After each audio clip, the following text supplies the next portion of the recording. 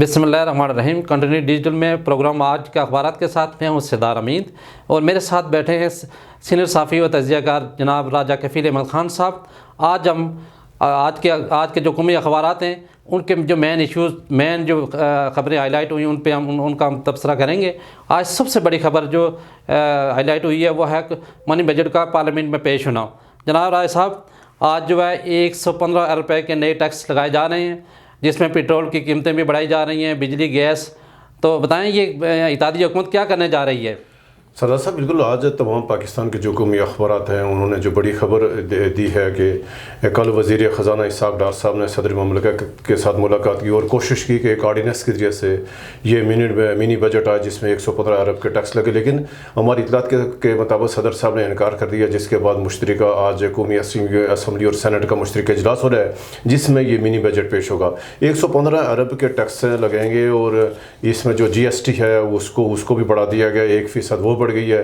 پھر سگریٹ پر، تمام گاڑیوں پر نئے ٹیکس لگے۔ یہ تو آج جب یہ پارلیمنٹ کے میں سیشن ہوگا یعنی منی بجٹ آئے گا تو اس میں ہم دیکھیں مزید کون سے ٹیکس ہیں۔ لیکن سردار صاحب، یہ جو یعنی اتحادی حکومت ہے، اپریل میں جو اتحادی حکومت قائم ہوئی تھی عمران خان کے، اس کو ہٹا کر ہے تو جو دعوے کیے گئے تھے، جو یعنی کہا گیا تھا کہ عمران خان ناکام ہو گئے، اس کی حکومت نالائق لوگ ہیں اور ہم کو بہت اہل ہیں، اسحاق ڈار صاحب اسپیشل لندن سے آگے، لیکن تمام تر کوشش کے باوجود یہ حکومت بھی فیل ہو گئی ہے، عوام کو ریلیف دینے میں مکمل ناکام ہو گئی ہے۔ تو بالکل سردار صاحب، یہ جو منی بجٹ آئے گا اس سے مہنگائی کو طوفان برپا ہوگا۔ جو عوام پہلے سے سخت مشکل میں ہے، مہنگائی کے چکی میں جو پیس رہے عوام، ان کے اوپر یہ بھاری بوجھ پڑے گا۔ جب پیٹرول مہنگا ہوگا، آج رات کو مزید جو 32 روپے فی لیٹر پیٹرول مہنگا کرنے جا رہے ہیں، اور یعنی ایک ماہ میں جب یہ 65-66 روپے فی لیٹر اضافہ ہوگا سردار صاحب، تو ذرا پھر آپ خود اندازہ کریں یہ پاکستان کے عوام کیسے اس مہنگائی کو برداشت کریں گے۔ تو ظاہر ہے بہت مشکل صورتحال ہے، اور ہم تو یہی کہیں گے کہ ہم حکومت کے اپنی عیشی ختم کریں، یہ جو سرکاری افسران کا جو پیٹرول ہے یہ فوری بند کریں، حکومت اپنے اخراجات ختم کرے۔ میں تو سردار صاحب یہ کہوں گا، اگر حکومت تھوڑی سی پالیسی بنائے کہ یہ جتنے بھی ان کے ثوابدید ہیں، جتنے ان کو سہولیات دی جا رہے ہیں، تمام افسران کو دی جا رہی ہیں، وزیروں کو دی جا رہی ہیں، مفت پیٹرول ختم کرے، ان کی عیشی ختم کرے، تو شاید عوام کو اوپر مزید ٹیکس یہ لگنے 115 ارب کے ٹیکس لگانے کی ضرورت نہیں ہے، اگر یہ ان کے یعنی حکومت ان کے مراد ختم کر دے تو۔ بالکل راجہ صاحب، آپ نے بالکل بجا فرمایا ہے کہ یہ پاکستانی قوم کے لیے ایک بہت بڑی بری خبر ہے۔ اس کے بعد مجھے یہ بتائیں کہ یہ جو پنجاب حکومت ہے، وہاں پہ جو ہے الیکشن کا جو ہونا تھا، اور کل جو ہے وہ گورنر پنجاب نے جو ہے وہ صاف انکار کر دیا کہ الیکشن جو ہے وہ الیکشن دینے کی جو تاریخ ہے اس سے صاف انکار کر دیا۔ اس پہ آپ کیا کہیں گے کہ یہ الیکشن ہوں گے یا نہیں ہوں گے؟ بالکل سردار صاحب، یہ الیکشن سے بھاگنا چاہتے ہیں کہ جو اتحادی حکومت ہے شہباز شریف کی قیادت میں، زرداری صاحب ہیں، نواز شریف صاحب ہیں، فضل الرحمان صاحب ہیں، بڑے یعنی پوری جو یعنی پارلیمان ہے ایک طرف ہے، جتنے پرانے سیاسی لوگ ہیں وہ سارے ایک طرف ہیں، اور یہ اگر اس دفعہ اس مطلب جو موقع پہ اگر الیکشن ہوتے ہیں تو ظاہر ہے اتحادی حکومت کو سخت نقصان ہوگا، پی ڈی ایم کو خطرہ ہے کہ ان کو کہیں شکست کا سامنا نہ کرنا پڑے۔ اسی لیے بہانے تلاش، سردار صاحب یہ بہانے تلاش ہو رہے ہیں، کبھی عدالتوں کا سہارا لیا جا رہا ہے، کبھی کوئی یعنی ان کو جو گورنروں کو استعمال کیا جا رہا ہے۔ یہ کب تک، یہ بکرے کی ماں کب تک خیر بنائیں گے سردار صاحب؟ جب یہ الیکشن میں جائیں گے تو پھر ان کا بہت برا حشر کریں گے عوام، جب یہ عوام کو سہولیات نہیں دیں گے، عوام کو ریلیف نہیں دیں گے، تو پھر ان کو ووٹ کی پرچی جو عوام، سردار صاحب جو طاقت عوام کے پاس ووٹ ہے، جب ووٹ استعمال ہوگا تو یہ جو اتحادی حکومت ہے نہیں بچے گی سردار صاحب۔ اس لیے ڈر رہے ہیں، اس لیے الیکشن نہیں کرانا چاہتے ہیں، نہ تو پنجاب میں الیکشن کرانا چاہتے ہیں، نہ تو کے پی کے میں الیکشن کرانا چاہتے ہیں۔ یہ بچ رہے ہیں لیکن مشکل ہے، اور اس سے اور یعنی سیاسی جو عدم استحکام ہے وہ بڑھے گا، جو کسی صورت پاکستان کو مفاد نہیں۔ سردار صاحب میں یہ میری رائے تو یہ ہے کہ فوری الیکشن ہو، نئے مینڈیٹ کے ساتھ حکومت آئے، تاکہ چھوٹے جو یعنی جتنے بھی چیلنجز ہیں، جس میں مہنگائی ہے اور مسائل ہیں، ہم اس سے نکل سکیں۔ بالکل راجہ صاحب نے آپ نے بالکل ٹھیک فرمایا کہ الیکشن جو ہے فوری طور پر ہونے چاہیے۔ راجہ صاحب، یہ کشمیر کے حوالے سے، آپ کو کشمیر میں چونکہ ایک بڑی گریپ ہے، اور کل جو ہے وہ کشمیر کے حوالے سے بڑی ایک اچھی خبر آئی ہے کہ ایجوکیشن کو فروغ کے لیے جو ہے $22 ملین جو ہے کا ایک معاہدہ ہوا ہے۔ یہ تقریباً پاکستانی رقموں میں تقریباً جو ہے 6 ارب روپے کی مالیت بنتی ہے. یہ بتائیں کہ یہ جو ہے یہ کون سا معاہدہ ہے, یہ جو منصوبہ ہے اس پہ کب سے کام سٹارٹ ہوگا اور اس کی جو ہے بیک گراؤنڈ میں کیا چیزیں؟ تو اس میں یہ تھا سب سے جو مین اس کا جو بنیادی مقصد یہ تھا کہ جو بچے اسکول سے باہر ہیں, یعنی جو کسی وجہ سے تک 2 لاکھ سے زائد جو آزاد کی چھوٹا سا خطہ آزاد کشمیر سردار صاحب, تو وہاں بھی 2 لاکھ سے زائد بچے ابھی بھی اسکولوں میں نہیں جاتے ہیں. تو اس میں طے یہ ہوا کہ BISP کے تعاون سے, کیونکہ ڈاٹا ان کے پاس موجود تھا کہ وہ بچے جو اسکول میں نہیں جا رہے ہیں تو ہم ان کو اسکول میں داخل کریں گے.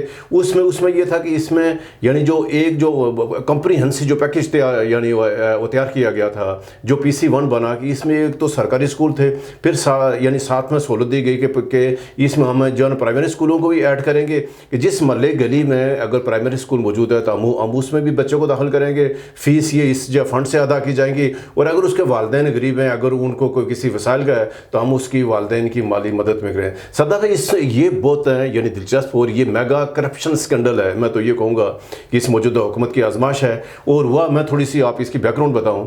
جب یہ یعنی مئی 2000 یعنی اس میں 20 میں یہ فنڈ ملا, اس کے اوپر حکومت نے پروسیس کیا تو 2 NGO کو انہوں نے شارٹ لسٹ کیا.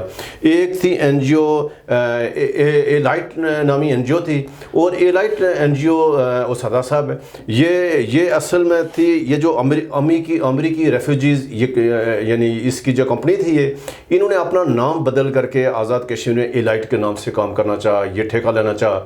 اس کی بنیادی وجہ یہ تھی کہ پاکستان کے سیکورٹی اداروں نے امریکی ریفیوجیز جو یعنی کمیٹی تھی اس کے اوپر پابندی لگا دی. انہوں نے آزاد کشمیر میں یہ پروجیکٹ لینے کے لیے ظاہر یہ مطلب جو بین الاقوامی امدادی جو فنڈ تھا یہ, تو اس میں انہوں نے بیچ میں جا کر شامل ہونا چاہا. اور جب یہ اس ٹینڈر میں ہوا ایلائٹ کے اور یہ ریپٹ یعنی 2 NGO کو 2 کمپنیوں کو یعنی پری کوالیفائی ہوا, ان کو کہا گیا کہ جو ایلائٹ کمپنی ہے اس کو کہا گیا کہ آپ 30 دن کے اندر اپنے سیکورٹی ہے اس کا جو NOC لیا تمام اداروں سے, اور 30 دن کے اندر اس کو پابند کیا گیا. تو سردار صاحب بات یہ 30 دن کے اندر یہ جو ایلائٹ نامی کمپنی ہے یہ NOC لینے میں ناکام ہو گیا, کیونکہ اس کا جو ریکارڈ پاکستان میں ٹھیک نہیں تھا. پاکستان میں اس کے اوپر پابندی لگی ہوئی تھی, تو یہ کیسے یہ NOC فراہم کرتے, یہ ناکام ہوئی. جب 30 دن پورے ہو گئے, اس کے بعد یہ ہوا کہ جو اس کی جو دوسری کمپنی تھی پھر حکومت آزاد کشمیر نے اس کا پھر کینسل کر دیا. سردار صاحب بڑی دلچسپ بات یہ ہے کہ اس کا یہ 26 اگست کو 2020 کو حکومت آزاد کشمیر میں ایلائٹ جو اس کی جو پیشکش تھی اس کو مسترد کر دیا. حکومت نے اپنا ایک نوٹیفیکیشن جاری کر دیا. اس کے بعد حکومت نے دوسری کمپنی کو جو ریپڈ کو دوبارہ اس کو جو ایک لیٹر لکھا کہ اگر آپ دلچسپی اگر وہ ظاہر کر رہے ہیں اور اگر آپ آنا چاہیں تو پھر جو ریپڈ NGO ہے, ریپڈ NGO نے اپلائی کیا, اس نے جو NOC فراہم کیا. لیکن اس میں دلچسپ مرحلہ ہے سردار صاحب, اس دوران جو آزاد کشمیر کے سیکریٹری ایجوکیشن تھے وہ تبدیل ہو گئے, اور پھر یہ ہوا کہ ایک دم یہ ہوا کہ سارا پروسیس ڈیلے ہوگا. اس میں بیچ میں کوئی ڈپٹی ڈائریکٹر صاحب تھے, کیونکہ پروجیکٹ ڈائریکٹر اس پروجیکٹ میں نہیں تھا, ڈپٹی ڈائریکٹر تھے, تو اس سے جگہ ہلے, اور پھر جو سیکٹری صاحب بندی ہو گئے. تو ایک پورا مافیا جو ہمارا آزاد کشمیر بدقسمتی آزاد کشمیر بیوروکریسی کا مافیا ہے وہ بیچ میں سے آ گیا. انہوں نے تاخیری عربی استعمال کیے, کیونکہ ان کے جو ایلائٹ کے ساتھ ہیں ان کے معاملہ طے تھے, ان کے پیسے کے معاملہ طے تھے. وہ کرتے کرتے سردار صاحب کتنی افسوسناک بات ہے کہ آزاد کشمیر کی حکومت کا, آزاد کشمیر کے عوام کا, آزاد کشمیر کے بچوں کا یہ جو فنڈ تھا یعنی $22 ملین کا یہ جو پیکج تھا آزاد کشمیر کے عوام, اس سے یعنی 2.5 سال ضائع کر دیے گئے. اب سردار صاحب یہ ہوا کہ جب آزاد کشمیر میں PTI کی حکومت آ گئی, گنڈا پور کی حکومت آ گئی, تو ظاہر ہے آپ کو جیسے پتہ ہے وہ اسپیشلسٹ ہیں بے شمار معاملات میں, تو انہوں نے ایک دم بغیر کسی جواز کے یعنی وہ NGO جو کینسل ہو گئی تھی, جس کے ساتھ معاہدہ کینسل ہو گیا, جس کو حکومت آزاد کشمیر پیشکش مسترد کر دی, اس کے ساتھ دوبارہ مذاکرات شروع کر دیے جو آئین قانون طور پر اس کی اجازت نہیں تھی. پھر یہ ہوا کہ دوبارہ اسلام آباد میں اس آزاد کشمیر کی جو موجودہ حکومت ہے ان کے ساتھ مذاکرات ہوئے. اب کل اس جو ایلائٹ کے ساتھ کل حکومت آزاد کشمیر نے دوبارہ یہ معاہدہ کیا, حالانکہ جو ہائی کورٹ نے اس کو اوپر اسٹے کیا, لیکن حکومت نے اس کی خبر جاری نہیں کی کیونکہ کہیں تو انہیں عدالت میں ہو. ابھی یہ ہوا کہ کیونکہ معاملہ یہ عدالت میں ہے اور عدالت اس کو اوپر پوری کارروائی کرے گی, ذرا پوری رپورٹ وہاں پہ آئے گی. لیکن سوال یہ ہے سردار صاحب, سب سے بڑا سوال یہ ہے کہ آزاد کشمیر کے جو عوام ہے, آزاد کشمیر کے بچوں کے یہ جو $22 ملین کا 3 سال سے یہ پیسہ تاخیری حربوں کا شکار کیوں ہوا, کیوں بیوروکریسی کے کاغذوں کے نظر ہوا, اس کی پہلے تحقیقات ہونی چاہیے. میں تو یہ کہوں گا اس کی GIT بننی چاہیے, تمام ادور پر مشتمل GIT بننی چاہیے. اس میں کون کون سے جو ہمارے افسران ہیں کیوں انہوں نے اس میں تاخیر کی, اور جو ابھی جو جس نئی NGO کو دینا چاہتے ہیں اگر وہ پاکستان کے ریاستی اداروں ہوں, اگر وہ کلیدم ہوئی ہے, اگر وہ بلیک لسٹ ہے, تو سوال یہ ہے کہ آزاد کشمیر جو انتہائی حساس علاقہ ہے, آزاد کشمیر میں اس NGO کے ساتھ حکومت آزاد کشمیر نے کیسے معاہدہ کیا ابھی, کیونکہ یہ معاملہ عدالت میں. ہم تو یہ کہیں گے ہم اپنا یہ جو ہمارا کنٹینیو جو ڈیجیٹل ہے اس کے پلیٹ فارم سے ہم یہ کہیں حکومت پاکستان سے بھی, حکومت آزاد کشمیر سے, تمام ریاستی اداروں کو کہ یہ پیسہ ضائع نہیں ہونا چاہیے. یہ آزاد کشمیر کے بچوں کا پیسہ ہے. یہاں 2 لاکھ سے زائد بچے جو اسکولوں میں نہیں ہیں ان کو فوری مدد کی ضرورت ہے, فوری اسکول میں داخل ہونا چاہیے. اور اگر یہ فنڈ نہیں بھی ہے تو ہمارے پاس سردار صاحب جیسے آپ کو پتہ ہے کہ آزاد کشمیر کے بجٹ کا ایک خطیر رقم ہم ایجوکیشن کے اوپر خرچ کر رہے ہیں, تو اس پہ نہیں ہوا. تو یہ بہت افسوس بات ہے, لیکن ہم یہ کہیں گے عدالت بھی اس معاملے کے اوپر فوری یہ معاملہ حل ہونا چاہیے تاکہ اس کا یہ پروجیکٹ شروع ہو اور اس سے عوام کو فائدہ ہو. جی راجہ صاحب, آپ نے بالکل بجا فرمایا کہ یہ ایک بڑا منصوبہ ہے اور انشاءاللہ تعالیٰ ضرور پایا پر تکمیل تک پہنچے گا. اس کے علاوہ وزیر اعظم آزاد کشمیر نے ایک بڑا احسن اقدام کیا ہے. یہ دینی مدارس جو اسکیل نمبر 1 پہ کام کر رہے تھے ان کو پچھلے دنوں میں B7 دیا گیا ہے. میں سمجھتا ہوں کہ اس کا کریڈٹ بھی جناب وزیر اعظم آزاد جموں و کشمیر کا جاتا ہے. یہ ایک احسن اقدام ہے. راجہ صاحب, آخر میں ہم مقبوضہ کشمیر والی سائڈ پہ آتے ہیں کہ مودی سرکار کے وزیر داخلہ نے کل ایک اعلان کیا ہے کہ مقبوضہ کشمیر کی جو اسمبلی ہے اس کے اسٹیٹس کو بحال کر دیا جائے گا. تو یہ مجھے یہ بتائیں کہ یہ مودی سرکار ابھی کوئی مزید کوئی چال چل رہا ہے, کیا اس کی صورتحال ہے؟ سادہ صاحب, یہ بہت افسوسناک بات یہ ہے کہ جو مودی یعنی 5 اگست 2019 کے اقدام کے بعد جب اس نے مقبوضہ کشمیر کے جو سٹیٹس ہے اس کو ختم کیا, اس کے ریاستی اسمبلی کا سٹیٹس ختم کیا, 370 دفعہ اور یہ 35A کو ختم کیا, تو 5 اگست 2019 سے لے کر سارے جھوٹے دعوے کر رہے ہیں کشمیریوں کے ساتھ. اب تک جتنے بھی اقدامات کیے مودی نے وہ سارے خلاف تھے, غیر آئینی تھے. ابھی یہ جو امیت شاہ ہیں جو بھارت کے وزیر داخلہ ہر مہینے کے بعد ایک شرلی چھوڑتے ہیں, ہر مہینے کے بعد ایک وہ بیان جاری کرتے ہیں, یعنی وہ صرف ہمدردی حاصل کر. لیکن سردار صاحب جو کچھ آج مقبوضہ کشمیر کے حالات ہیں انتہائی سنگین حالات ہیں. پوری جو وادی ہے وہ یعنی فوج کے معاشرے میں لوگوں سے حقوق چھین لیے گئے. وہاں یعنی آپ ازار رائے پہ پابندی ہے, آپ حکومت کے خلاف خبر چھاپیں وہ اس کے اوپر فوراً وہ صحافیوں کو اخبارات پہ اس کو سخت پابندیوں کا سامنا کریں. یہاں تک کہ سوشل میڈیا پر سردار صاحب کتنی افسوسناک بات ہے, اس موجودہ دور میں بھی وہاں کے سوشل میڈیا پر اس پہ بھی سخت پابندی. آپ کو ٹویٹ کریں شام کو آ کر سیکورٹی فورسز والے اس کو جو پکڑ کر لے جاتے ہیں. لیکن ہم اس سے مصمم ہمیں یقین ہے کہ انشاءاللہ بھارت کے تمام حربے ناکام ہوں گے. ایک دن ہندوستان کو کشمیر سے نکلنا پڑے گا اور کشمیری آزادی کی سانس لیں گے. اللہ کرے راجہ صاحب ایسا ہی ہو. آخر میں راجہ صاحب ٹائم چونکہ بڑا مختصر ہے, کل وزیر داخلہ پاکستان رانا ثناء اللہ خان صاحب اچانک مظفر آباد چلے گئے اور وہاں IG اور چیف سیکرٹری سے بریفنگ لی اور پھر واپس آ گئے, اور ہماری یہ جگہ گورنمنٹ جو ہے اس سے بالکل جو ہے وہ بے خبر رہی.